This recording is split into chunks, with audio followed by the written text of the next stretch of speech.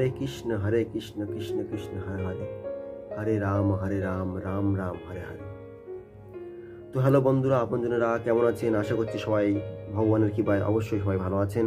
তো আজকের যে বিষয়ে কথা বলতে যাচ্ছি সেটা হচ্ছে শয়ন একাদশী। শয়ন একাদশী হলো হিন্দু পঞ্জিকা অনুসারে আষাঢ় মাসের শুক্লপক্ষের একাদশী তিথি।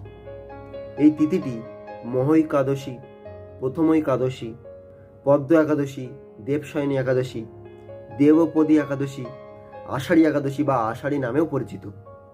হিন্দু ধর্মের বৈষ্ণব সম্প্রদায়ের কাছে এই দিনটি খুবই গুরুত্বপূর্ণ। এই দিনে বিষ্ণু ও লক্ষ্মীর পূজা করা হয় এবং সারা রাত্রিব্যাপী কীর্তন অনুষ্ঠিত হয়।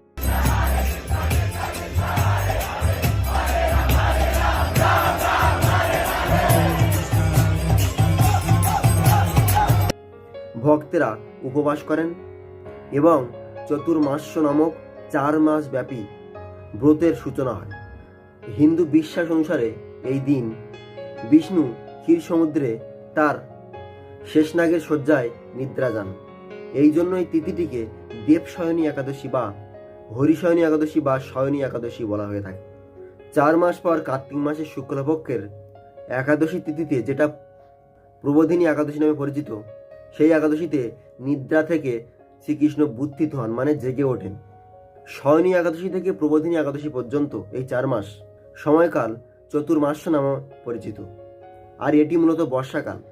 এই দিন ভক্তেরা বিষ্ণুকে তুষ্ট করতে চাতুর্মাস্য ব্রত করে থাকেন। তো এই শয়নী একাদশীর মাহাত্ম্য কথাতে শ্রীকৃষ্ণ যুধিষ্ঠিরকে যে কথাগুলো বলেছিলেন, সেই মাহাত্ম্য কথাটা এখন আপনাদের সামনে বলতে চলেছি।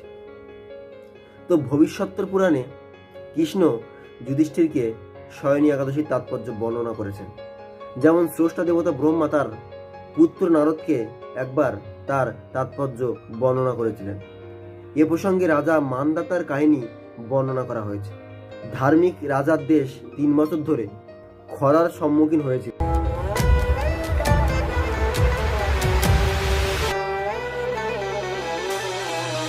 মানে প্রচুর বছর ধরে, অনেক বছর ধরে বৃষ্টি হচ্ছিল না। খরার একটা বিশাল প্রভাব সেখানে ছড়িয়ে পড়েছিল। কিন্তু রাজা বৃষ্টি দেবতারকে খুশি করার জন্য কোনো সমাধান খুঁজে পাননি। অবশেষে ঋষি অঙ্গিরস রাজাকে দেবশয়নী একাদশীর কথা বলেন এবং এই ব্রত পালনের তাকে পরামর্শ দেন, এবং সেই রাজা সেটা মেনে নেন এবং তার ব্রত পালন করেন।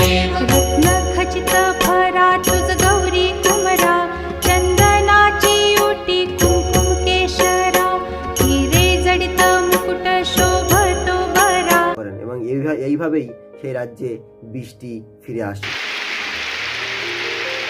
তো এই ছিল দেবশয়নী একাদশীর মাহাত্ম্য কথা। তো কেমন লাগলো অবশ্যই কমেন্টে জানাবেন, আর আপনারা লাইক কমেন্ট শেয়ার অবশ্যই করবেন। আপনারা যদি লাইক কমেন্ট শেয়ার নাই করেন তো আমি কিভাবে আগে যাব? দেখা হচ্ছে ঠিক পরের একাদশীতে। তো ততক্ষণ সবাই ভালো থাকবেন, সুস্থ থাকবেন, ভগবানের কৃপায় অবশ্যই সুস্থ থাকবেন। তো নমস্কার, অবশ্যই এই ভিডিওটা শেয়ার করবেন। ধন্যবাদ।